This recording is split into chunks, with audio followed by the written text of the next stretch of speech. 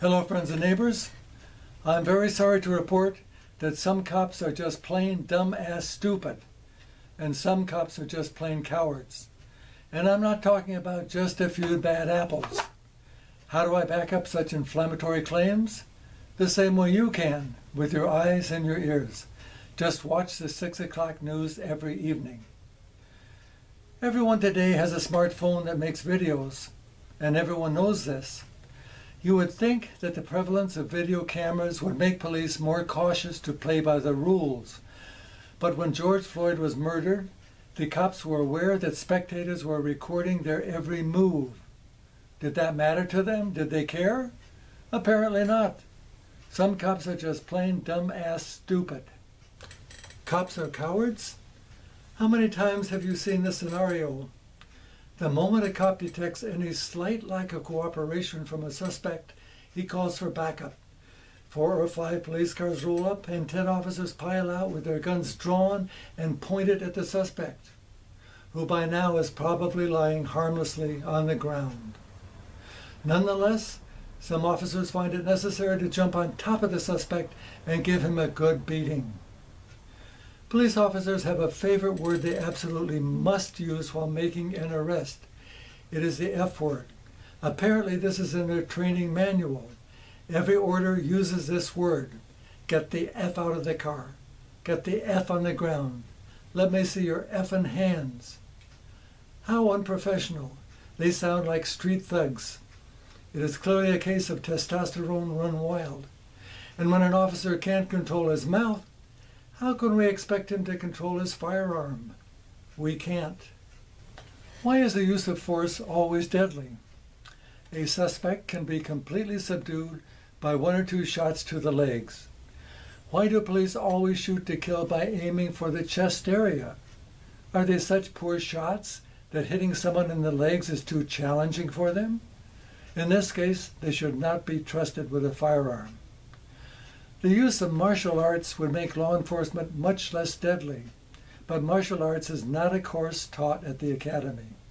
When an arrest does become physical, it is absolutely comical to see the officers losing their balance, tumbling around on the ground trying to wrestle with the suspect. They have absolutely no idea of what they are doing. Police chiefs and police commissioners always claim that there are just a few bad apples and that most officers are good, honest, hard-working people playing by the rules. But how can this be true?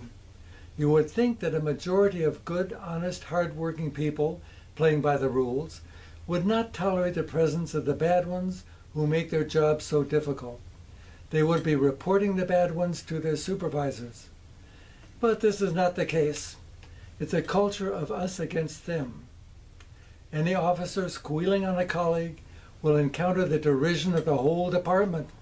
This has got to change. Officers can make their jobs much less dangerous by weeding out those who misbehave. And incidentally, this would save city governments and us taxpayers millions of dollars in wrongful death suits. And then police wonder why they are hated by the general public. Is this so hard to understand? It's going to take a long time and consistent effort by police departments to convey a new impression, especially to the black and brown communities. Yes, I know it's a dangerous job, but it can be made much less dangerous when the bad cops are weeded out. Okay, police departments, better get started. Yesterday, September 27th, I thought I had this video in the can, so to speak, as they say in Hollywood.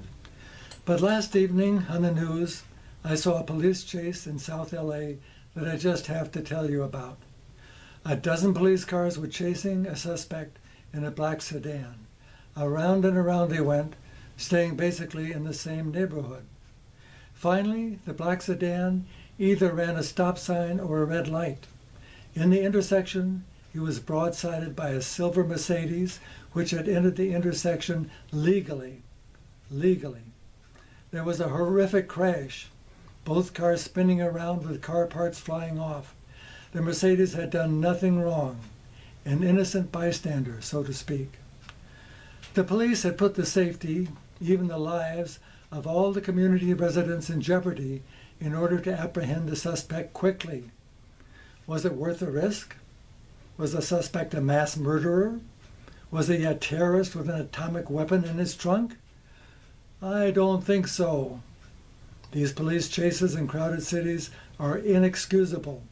They show poor judgment and lack of concern for the safety of the public.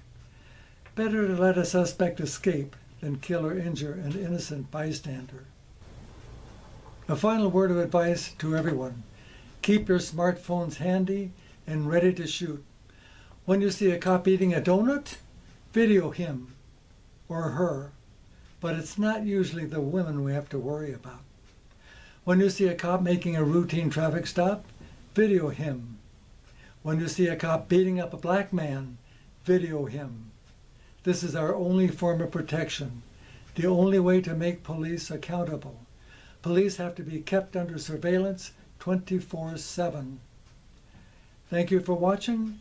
Stay safe, and I'll see you again next time.